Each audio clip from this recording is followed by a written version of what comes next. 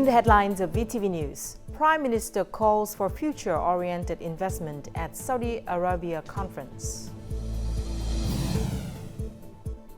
Efforts made to safeguard unique ecosystems in Katba Island. And later on in our world news, Taiwan of China braces for super typhoon KONGREY.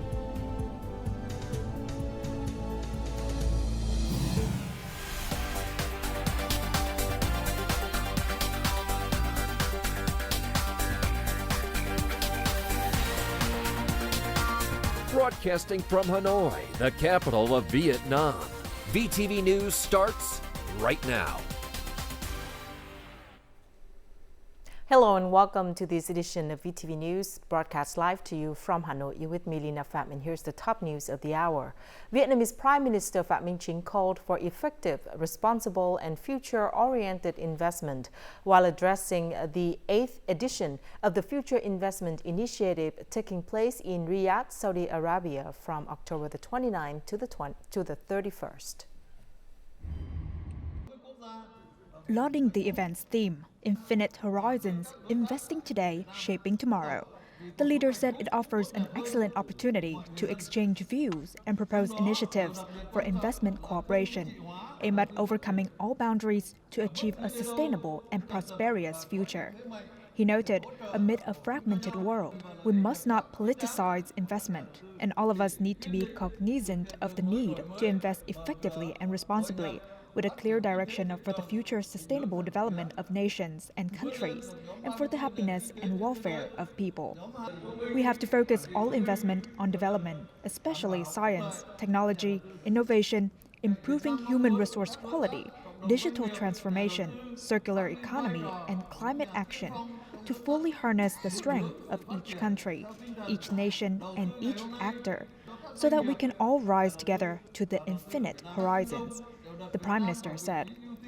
He added that Vietnam is committed to creating a fair, convenient and open business environment, continuing to streamline and simplify administrative procedures and prioritizing emerging sectors. On Thursday, during the ongoing 8th session, the National Assembly discussed the draft resolution on the organization of urban governance in Hai Phong City and the establishment of Phie as a centrally run city. More to follow. While supporting the establishment of Phie as a centrally run city, some National Assembly deputies emphasized the need to address local challenges during development. While Phie meets the standards for administrative units, many rural areas remain. Developing these into urban zones within a centrally run city is closely linked to the development of huge mountainous regions, so I recommend increased attention on this issue. Despite its beauty, the short Hoon River's high flow rate and slope necessitate careful consideration of non-traditional security risks from storms, floods, and natural disasters to protect the core urban area. On urban governance in Hai Phong City, some deputies suggested clearly defining the functions and authority of people's committees at all levels. The organization of Hai Phong City authorities needs to be defined in the law regarding other administrative units. With the dissolution of district and ward people's councils, the city's authority and activities have expanded, making it essential to clarify the scope of the city's functions and powers. The National Assembly also discussed the draft law amending and supplementing several articles in the law on health insurance. In the third quarter of this year, Vietnam will implement 8 social housing projects for low-income people and industrial park workers with a scale of nearly 5,000 units, according to the Ministry of Construction. Of these, 1 project has been partially completed with a scale of 200 units. 4 projects harvested construction with a scale of more than 2,000 units. 3 projects with a scale of nearly 2,700 units have been approved for investment and construction. Regarding the implementation of the 120,000 billion Vietnamese dongs, a preferential loan package for social housing development, the Ministry of Construction said that in addition to the 4 state-owned commercial banks, there are now 4 more commercial banks, including TP Bank, VP Bank, MB Bank, Techcom Bank, that have registered to participate in the program with a registered capital amount of each bank at 5,000 billion Vietnamese dongs.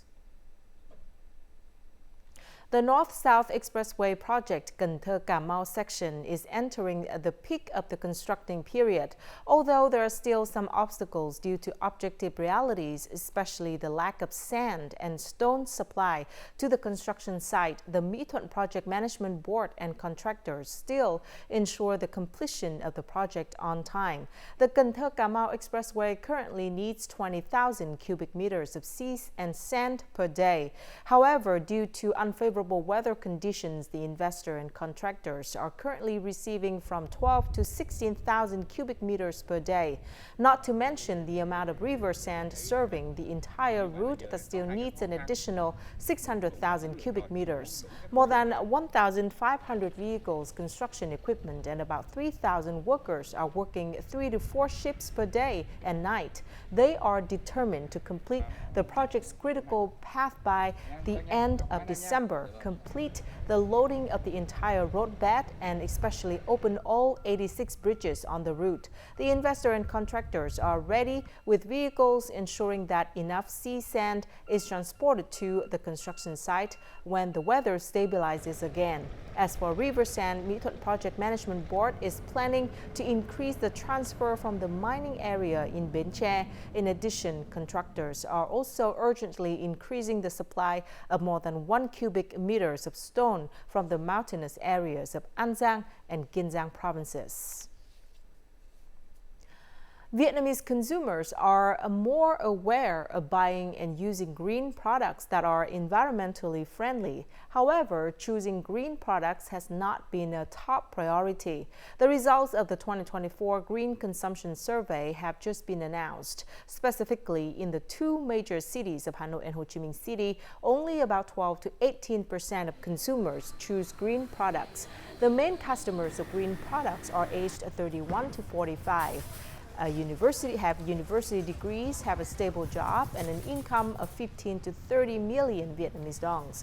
The survey also shows that the biggest barrier to green consumption is that green products are expensive and product coverage is still low. In addition, awareness of some consumers about green consumption is still limited. A number of cross-border e-commerce platforms have been operating in Vietnam without registering with the Ministry of Industry and Trade, posing risks to consumers. To safeguard consumer rights and promote fair competition, these platforms are required to promptly with regulations, meet tax obligations, and ensure product quality. Foreign e-commerce platforms are selling the same pair of pants for under 12 USD. In contrast, this store can only offer that price during end-of-season promotions due to high rent and staffing costs, which limit frequent discounts. Foreign e-commerce platforms are flooding the market with big discounts. Without rent or staff costs, they can offer low prices. While the low prices may attract consumers, the quality of these products cannot be guaranteed. The quality of cheap products is concerning. If it can't be used, it could end up costing more. Consumers buying from unregistered foreign e-commerce platforms in Vietnam face risks such as delayed deliveries, defective products, non-return policies, and the possibility of receiving counterfeit items. Counterfeit goods, poor quality items, and insufficient quantities are all concerns. There's no mechanism to protect consumers' rights. This is because such platforms operate outside state oversight and Vietnamese law, leaving consumers without recourse for complaints or protection of their rights.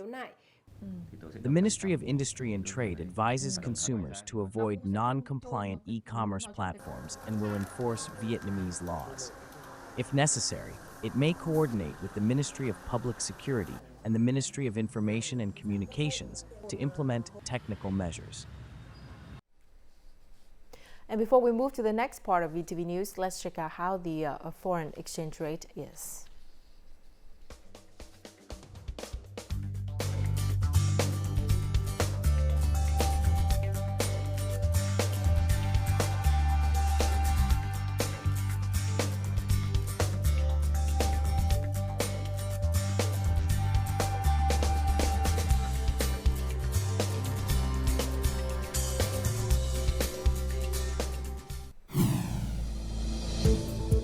Coming up next, central localities strive to recover from flood aftermath.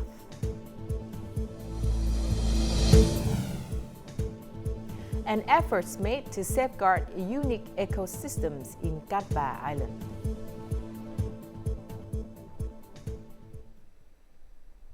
In Quảng Bình and Quảng Trị, rainfall has decreased compared to recent days. However, many areas remain submerged, causing significant hardships for residents. Local authorities are mobilizing various forces with support from Military Region 4 to swiftly implement recovery efforts in flood-affected areas. As the floodwaters recede, various relief forces have arrived to assist residents in cleaning their homes. My family is poor, so I'm very grateful for the soldiers' help. In the two provinces of Quảng Bình and Quảng Trị, more than 200 schools were flooded, affecting over 100,000 students across all levels.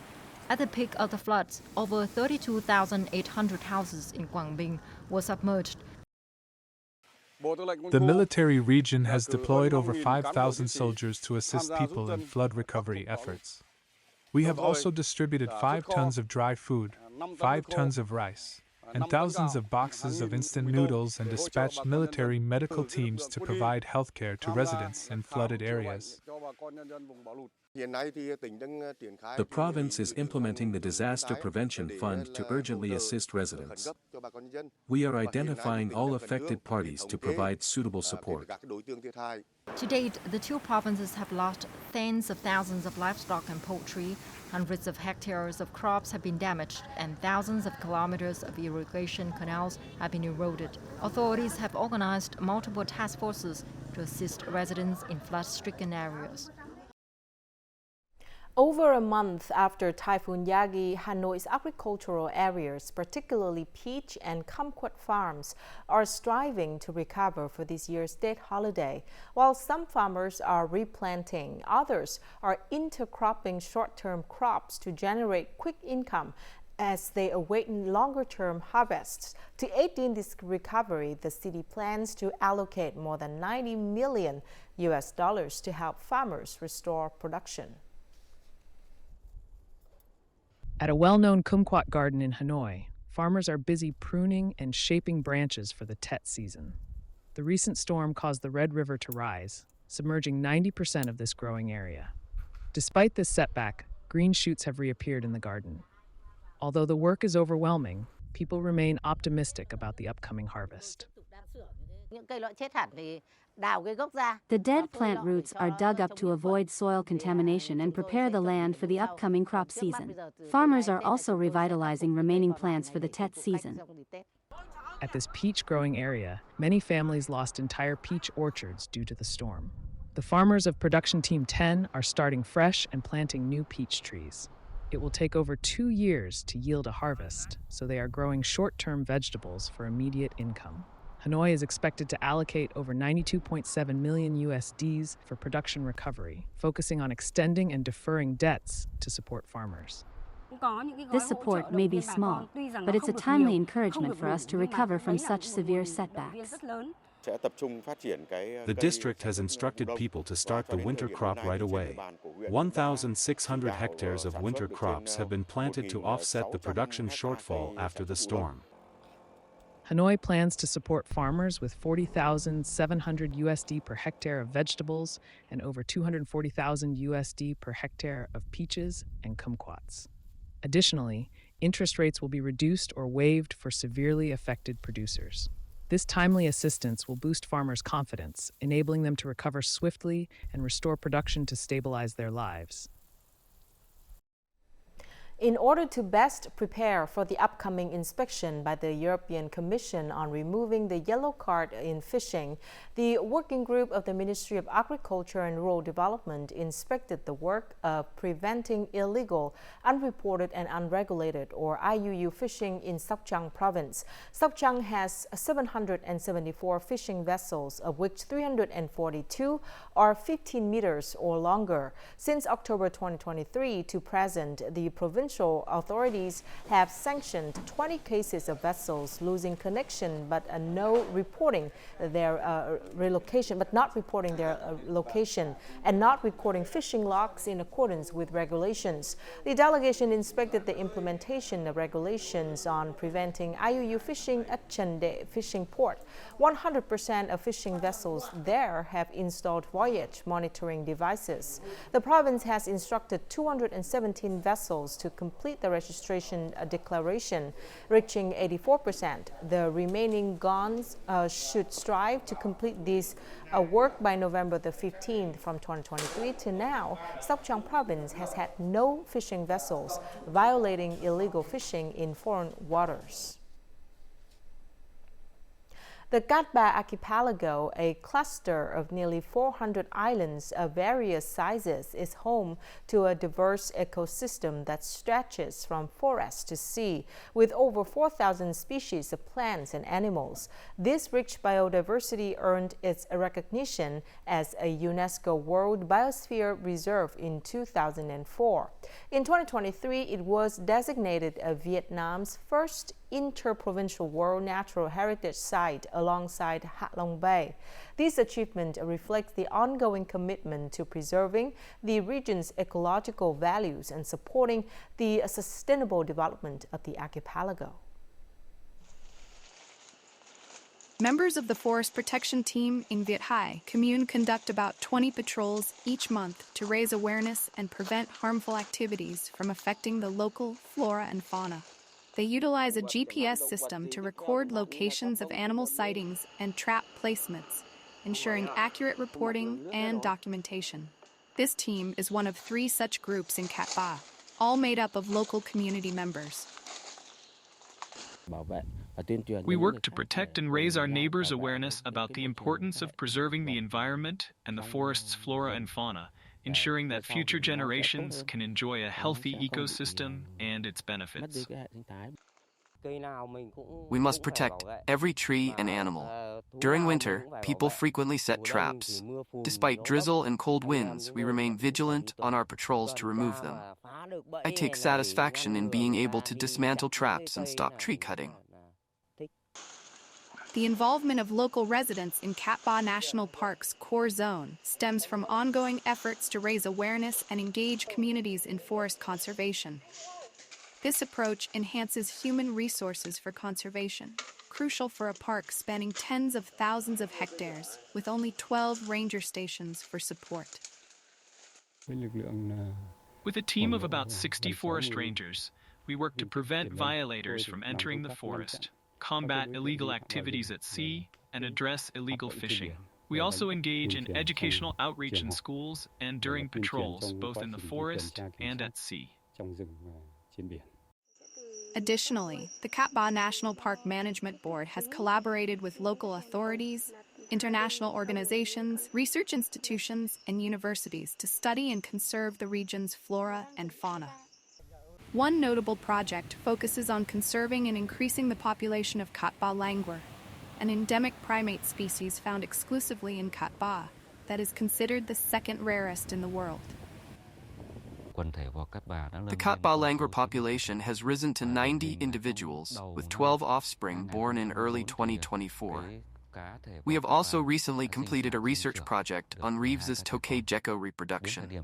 We are proposing the city establish the Cat Ba Long Cho Marine Reserve to enhance marine conservation efforts alongside the protection of terrestrial ecosystems.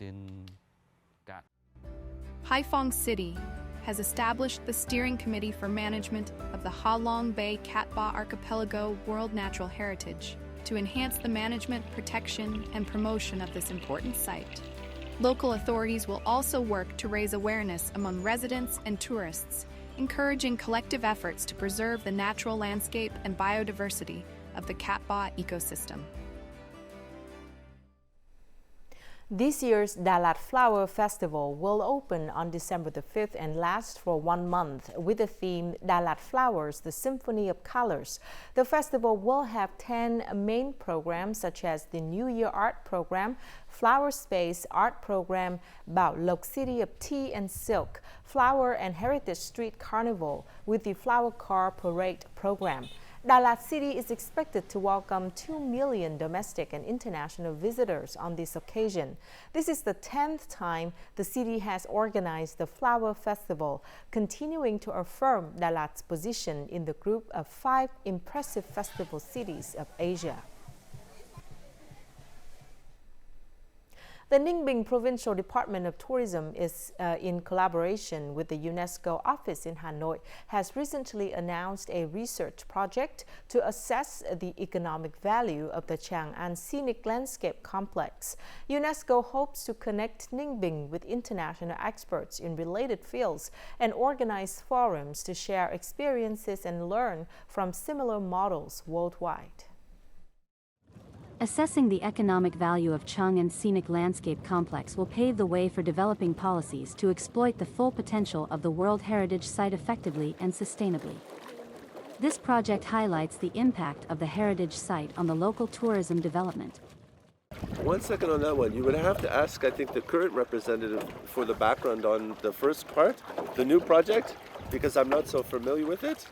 But in terms of the importance of, the cultural heritage in Chang'an, Ninh tourism sector has been thriving since the Chang'an Landscape Complex was inscribed in the UNESCO's World Heritage List. It is also ranked among the top 10 provinces with the most visitors nationwide. Local tourism development has created jobs for 30,000 people with their average income 3 times higher than the average income they earn from their previous jobs.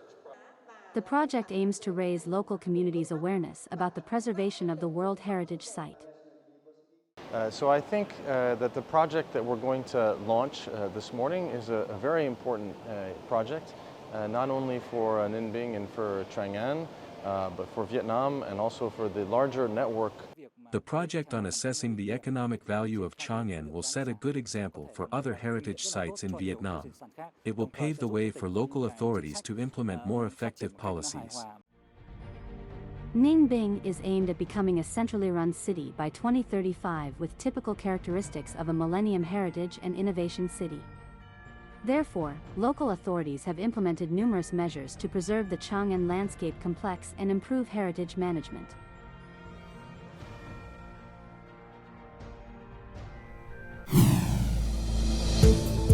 Coming up next in our world news, Taiwan of China braces for super typhoon KONGREY.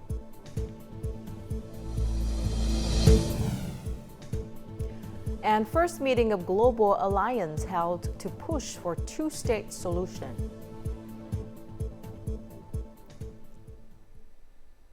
Taiwan of China suspended all essential activities on Thursday ahead of Super Typhoon KONGREY's landfall. All cities and districts have taken a one-day break. The financial markets are closed and domestic flights have been cancelled in anticipation of what is predicted to be the largest typhoon in 30 years. Forecasts indicate that Super Typhoon KONGREY will make landfall on the mountainous and sparsely populated eastern coast around Thursday noon, bringing strong winds and torrential rain. 4,500 residents have been evacuated from high-risk areas and people are advised to stay away from mountainous regions and coastal areas. North Korea tested one of its most powerful missiles in a launch conducted Thursday morning. According to the South Korean military, the launch took place around 7:10 a.m. local time from an area north of the capital, Pyongyang. Japanese Defense Minister Jen Nakatani reported that this missile had the longest flight duration compared to the previous test launches. The missile flew for 86 minutes, reached an altitude of over 7,000 kilometers and covered a distance of 1,000 kilometers before falling into the sea outside Japan's exclusive economic zone. The launch came only a few hours after a U.S.-South Korea defense meeting. South Korea's military has warned that North Korea might conduct a nuclear test ahead of next week's U.S. elections. North Korea has not yet commented on this information. Saudi Arabia held the first meeting of a global alliance in Riyadh aimed at advancing the establishment of a Palestinian state. This solution is expected to mark a significant step toward resolving the Israel-Palestine conflict. Saudi Foreign Minister Faisal bin Farhan emphasized the need for the international community to intensify its collective efforts to promote a two-state solution, restoring security and stability in the region. The creation of a Palestinian state is a precondition for Saudi Arabia to normalize relations with Israel.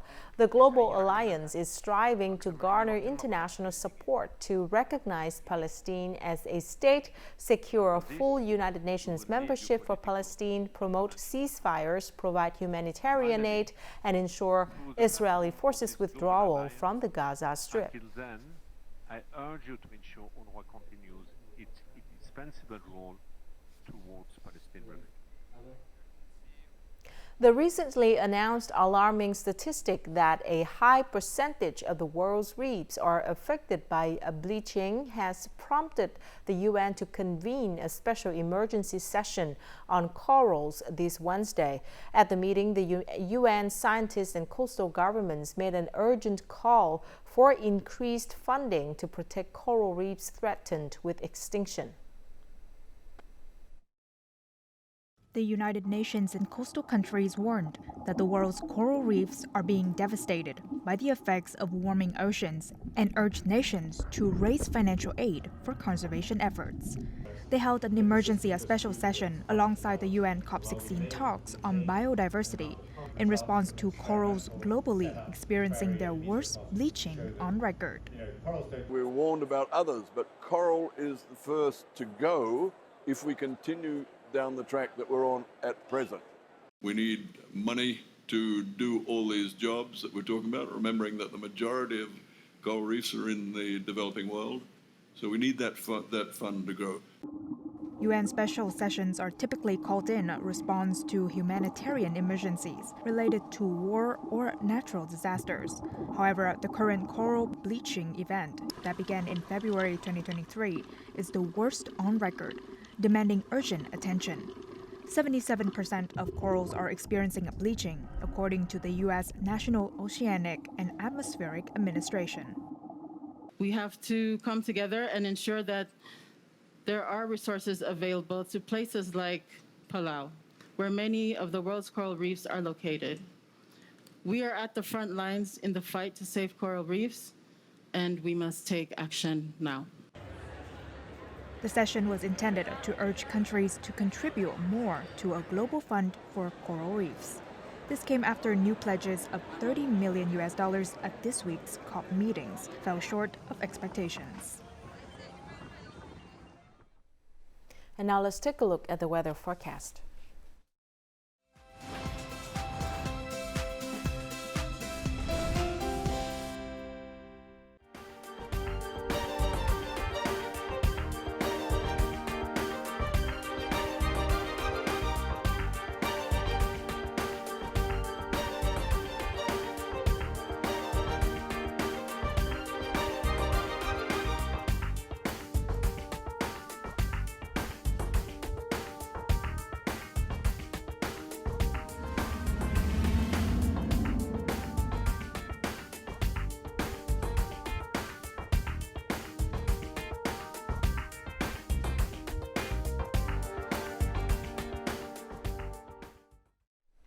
And that's it for this edition of VTV News. Thank you very much for watching. To rewatch our program, you can download VTVgo from App Store or Google Play, or tune in our YouTube channel at youtube.com/VTV4Go. Goodbye for now.